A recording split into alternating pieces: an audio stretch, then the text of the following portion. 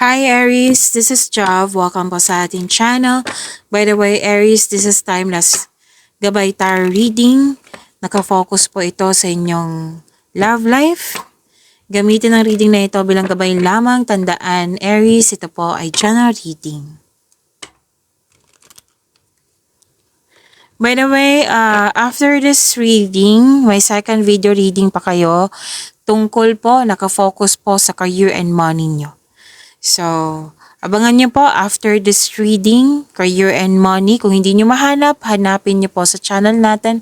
Magkasunod lang po sila. Okay? So, tandaan Aries, ito po ay channel reading.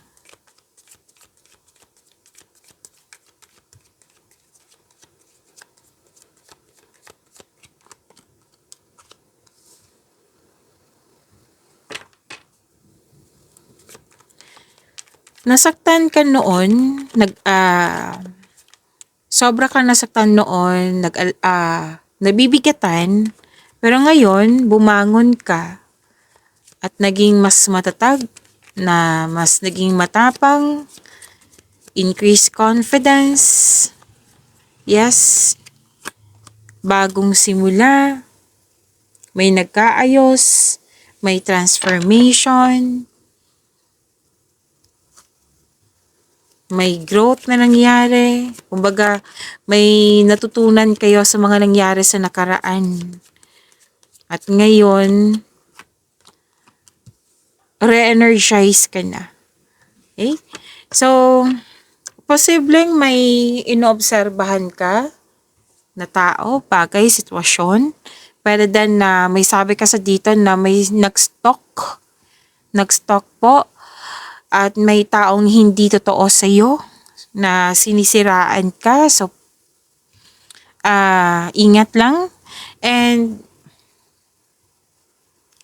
sa mga dating pa dito, siguraduhin nyo po na single yung kadate nyo. Okay? So, mas piliin nyo po yung inner peace kesa sakit ng ulo. It might be this is you, na committed ka, na natempt ka sa ibang tao. May nangungulit sa iyo, may nagkagusto sa iyo, may nagustuhan ka. Or di kaya'y ibang tao to. Na siguraduhin nyo talaga na itong kadate nyo is totoong single. Okay? Kasi this is temptation. Pero din po may nangingialam sa inyong relasyon. May nakisawsaw. May third party interference. May third party concern. So again, mas piliin nyo po yung inner peace kesa sakit ng ulo.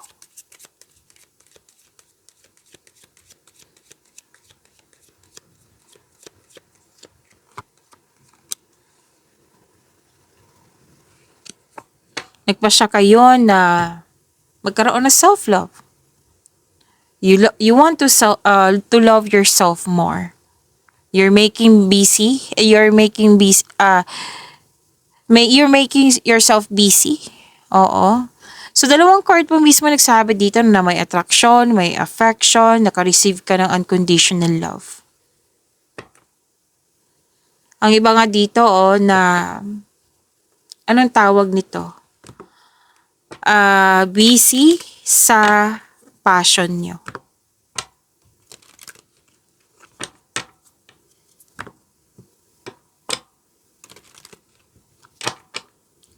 Maraming salamat po sa mga hindi nag-skip ng ads.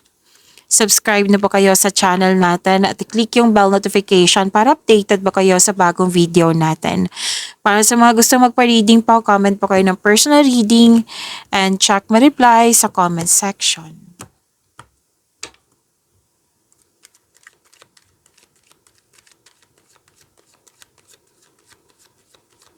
Energy po ni Aries.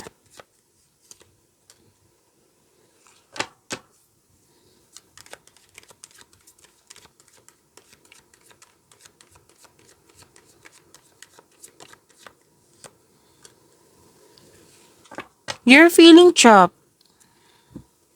Para kang nakakulong na nagkaroon ng restriction, pwedeng sa emotion to or physically na you're feeling trapped nga, nagkaroon ng restriction. Pwede din po itong overthinking or overanalyzing na sinabi ng card dito na kailangan may willingness para makalabas ka dito. Kasi mismo ikaw po ang makatulong sa iyong sarili. Ikaw po ay makakalabas dyan pag may willingness.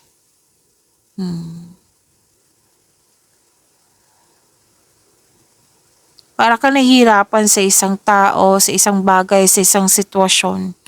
So, kailangan palayain mo yung sarili mo. Again, sinabi ng yung card na kayo po ay mismo makatulong sa inyong sarili, na makapagbigay laya sa inyong sarili.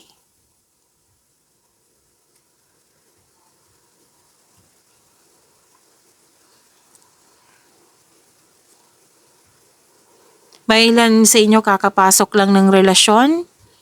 May ilan sa inyo may plano mag-travel. Naiinip. May gustong gawin sa inyong ambisyon, sa inyong mga ideas. So, gagawa ka ng malaking desisyon dito.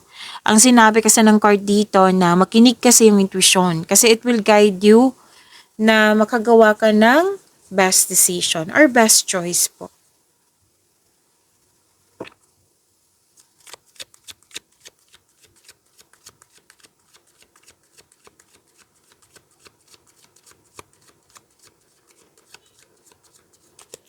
Ano ang iniisip ng person ni Aries?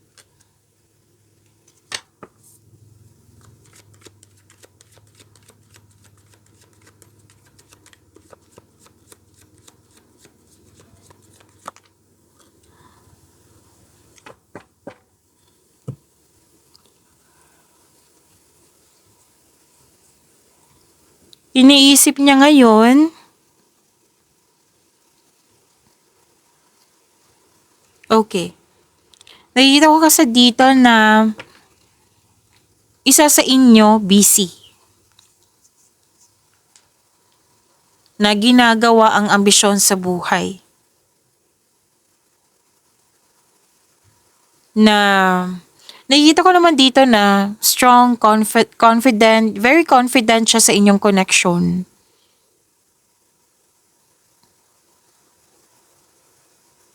Yes. Very confident siya. Kiniklaim nga niya dito na successful ang inyong connection.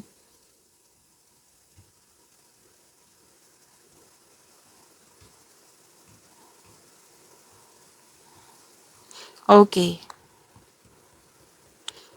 May nakita ko self-love dito. May concern sa self-love. What I meant is, pwedeng siya yung nag-iisip na ikaw ay kulang sa self-love. Pwede din po na siya, nag-iisip siya na kulang siya sa self-love. Like, kulang siya ng time sa inyong relasyon. Kulang siya ng time para sa kanyang sarili at sa iyo. Yan.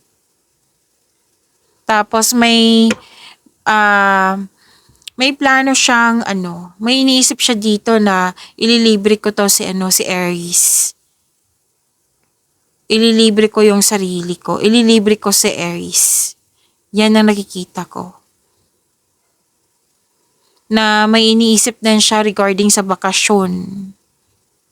May iniisip din siya na magpaayos or mag-general cleaning sa bahay. Bakasyon yung nakikita ko dito.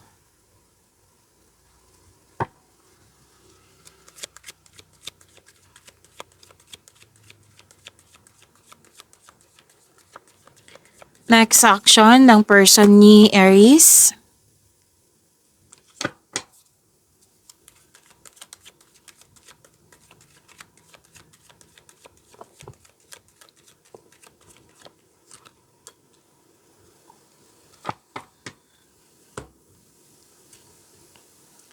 Huwag niyong kalimutan na mag-subscribe sa channel natin at i-click yung bell notification para updated pa kayo sa reading natin. So after this reading, may career and money pa kayo na second video reading niyo. So hanapin niyo po sa channel natin.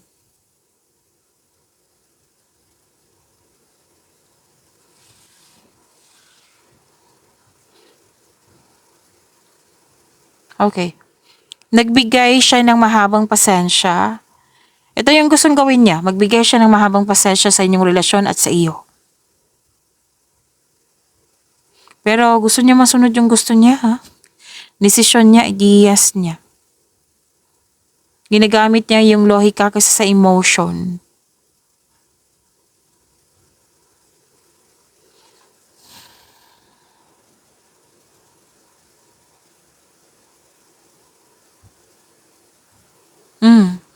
Nakikita ko dito na may sikretong mabubulgar at mag-uusap kayo. Kakausapin ka niya. Oo. At sabi din dito na magkakaroon po ng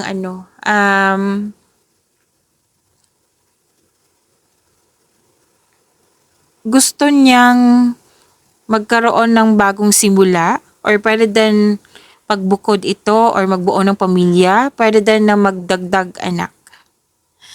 Okay, so pagyamanin niyo po yung blessings na binigay sa inyo. See you po sa next reading. Maraming salamat po.